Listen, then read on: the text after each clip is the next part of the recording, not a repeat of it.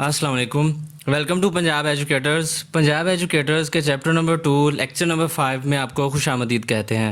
आज के इस लेक्चर के अंदर हम दो मेन टॉपिक्स को कवर करेंगे, जिसके अंदर सबसे पहला टॉपिक होगा storage devices and second topic होगा जिसको हम कवर करेंगे वो होगा मेमोरी यूनिट्स, जिसके अंदर हम डिफरेंट मेमोरी यूनिट्स को ब्रीफली देखेंगे। आइए लेक्चर को स्टार्ट करते हैं। सबसे पहले स्टोरेज डिवाइसेस क्या होती हैं, इनके बारे में थोड़ा बैकग्राउंड नॉलेज गैदर करते हैं। सबसे पहले स्टोरेज डिवाइसेस क्या होती हैं? Any computing hardware that is used for storing. It means storage devices ऐसी डिवाइसेस होती हैं जिनको आप डाटा को स्टोर करने के लिए इस्तेमाल करते हैं। It can hold information. इनके अंदर कैपेबिलिटी होती है कि ये डाटा को टेम्परेरीली या परमानेंटली आपके डाटा को स्टोर करती हैं। स्टोरेज डिवाइसेस जो हैं वो इंटरनल भी हो सकती हैं, एक्सटर्नल भी हो सकती हैं। एक्सटर्नल डिवाइसेस ऐसी डिवाइसेस होती हैं जो कि प्लग एंड प्ले होती हैं। प्लग एंड प्ले मींस जिनको आप जैसे ही कंप्यूटर के साथ अटैच करते हैं वो अपनी फंक्शनैलिटी परफॉर्म करना स्टार्ट कर देती हैं। जबकि इंटरनल स्टोरेज डिवाइसेस ऐसी डिवाइसेस होती हैं जिनको आप कंप्यूटर के अंदर फिक्स्ड स्लॉट के अंदर कनेक्ट करते हैं। एक्सटर्नल स्टोरेज डिवाइसेस को यूज़ करने के लिए आपको कंप्यूटर शट डाउन या टर्न ऑफ नहीं करना पड़ता, जबकि इंटरनल स्टोरेज डिवाइसेस को इंस्टॉल करने के लिए आपको कंप्यूटर टर्न ऑफ करना पड़ता है, बिकॉज़ ये कंप्यूटर के अंदर इंस्टॉल करना पड़ती हैं।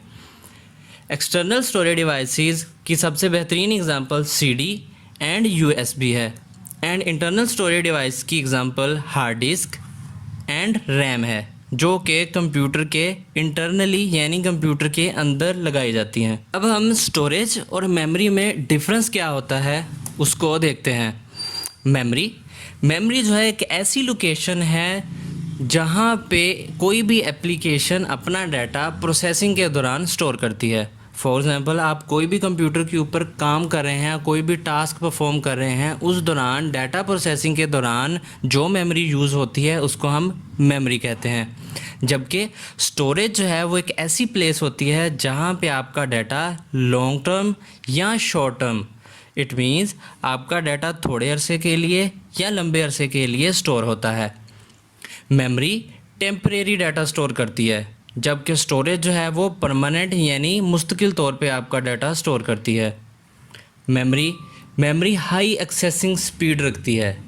मेमोरी जो है वो क्योंकि कंप्यूटर के इंटरनली लगी होती है, कंप्यूटर के अंदर लगी होती है, इसलिए इसको एक्सेस करना, इससे डाटा हासिल करना और इसके अंदर डाटा स्टोर करना बहुत फास्ट होता है। जबकि स्टोरेज के अंदर डाटा को स्टोर करना और उसको एक्सेस करना स्लो होता है। मेमोरी जो है इसको हम प्राइमरी मेमोरी भी कहते हैं, जबकि स्टोरेज को हम सेकेंडरी मेमोरी के नाम से भी जानते हैं। कंप्यूटर मेमोरी के अंदर मेमोरी को मेजर करने के लिए हमारे पास डिफरेंट साइजेस अवेलेबल हैं। The smallest amount of data to be stored in computers memory is 0 और 1।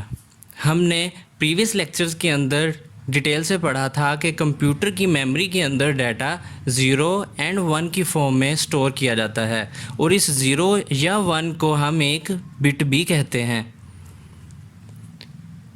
उस लेक्चर के अंदर हमने ये भी पढ़ा था कि 8 बिट्स को अगर कंबाइन कर दिया जाए, 8 बिट्स का अगर एक ग्रुप बना दिया जाए तो उसको हम एक बाइट कहते हैं। प्राइमरी स्टोरेज हो या सेकेंडरी स्टोरेज हो, दोनों के अंदर डाटा जो है वो बाइट्स की शक्ल में ही स्टोर किया जाता है। फॉर एग्ज़ाम्पल आपने एक डाटा इनपुट करना है ए की हमने बाइनरी फॉर्म आपके सामने दिखाई है। अब इस बाइनरी फॉर्म को आप जब मेमोरी के अंदर स्टोर करेंगे तो वो इस तरह से जाके हर एक बिट अपनी अपनी लोकेशन पे जाके स्टोर होती है, जो कि कलेक्टिवली 8 बिट्स मिलके एक बाइट फॉर्म करती हैं।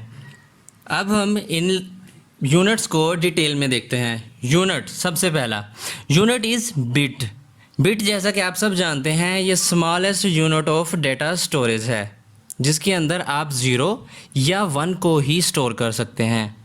जबकि बाइट जो है वो 8 बिट्स पर मुश्तमिल होती है। एक बाइट के अंदर 8 बिट्स होती हैं और ये इतनी स्पेस होती है कि इसके अंदर आप एक सिंगल आस्की करैक्टर को स्टोर करा सकते हैं। Next is kilobyte. किलोबाइट को हम केबी के नाम से भी जानते हैं। एक केबी के अंदर 1024 बाइट्स होते हैं। मेगाबाइट। मेगाबाइट को हम शॉर्ट टर्म में एमबी के नाम से भी जानते हैं, इसको हम एमबी कहते हैं। एमबी जो है वो बराबर होती है 1024 केबी के, या 1024 रेज टू पावर 2, 1024 की पावर 2 बाइट्स मिलके भी एक एमबी ही बनाती हैं। Next is gigabyte. गीगाबाइट को हम जीबी के नाम से भी जानते हैं। 1000 जीबी के अंदर 1 जीबी के अंदर 1024 एमबीज़ होते हैं, या अगर आप इसको बाइट्स में कैलकुलेट करना चाहें तो आप 1024 रेज टू पावर 3 कैलकुलेट करेंगे तो वो 1 जीबी बनता है। इसी तरह टेराबाइट, जिसको हम टीबी कहते हैं, 1024 जीबी मिलकर एक टीबी 1 टेराबाइट बनाते हैं। अगर आप बाइट में कैलकुलेट करना चाहें तो 1024 रेज टू पावर 4 कैलकुलेट करेंगे तो वो 1 टीबी के बराबर होगा। And the last one is petabyte. Petabyte जो है वो इन दैट टाइम सबसे लॉन्गेस्ट और सबसे बड़ा जो मेमोरी यूनिट है वो इस टाइम अवेलेबल है। पीटाबाइट जो है वो बराबर होता है 1024 टेराबाइट के, या अगर आप इसको बाइट्स के अंदर कैलकुलेट करना चाहें तो ये 1024 रेज टू पावर 5 के बराबर होता है। उम्मीद करता हूँ आपको आज की वीडियो पसंद आई होगी। मज़ीद इंटरेस्टिंग वीडियोज़ के लिए हमारे चैनल को सब्सक्राइब कर लें। Thank you so much. अल्लाह हाफिज़।